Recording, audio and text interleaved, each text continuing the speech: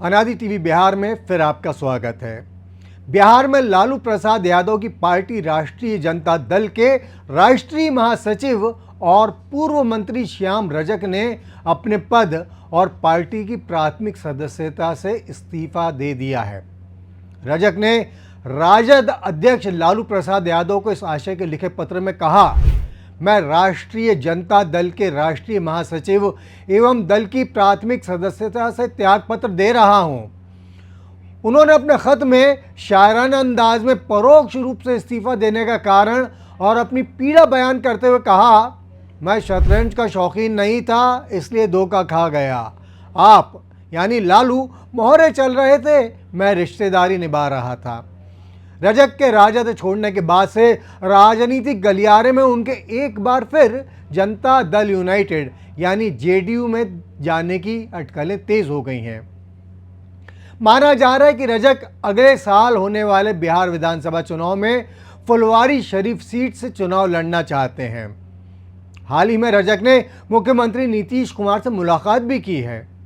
अब बात चली ही है तो कुछ पीछे भी चल दें और जाने कि कैसे सियासी दुनिया में श्याम रजक के हिस्से में अधिकांश मौक़ों पर मायूसी ही आई है।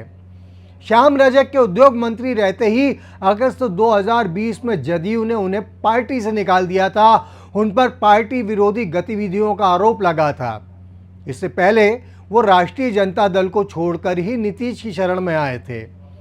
रजक को सन 2020 के विधानसभा चुनाव में राजद से टिकट मिलने का भरोसा था, लेकिन महागठबंधन में सीटों के तालमेल के तहत फुलवारी शरीफ सीट भारत की कम्युनिस्ट पार्टी मार्क्सवादी लेनिनवादी यानी भाकपा माले के खाते में जाने से उन्हें निराशा हाथ लगी।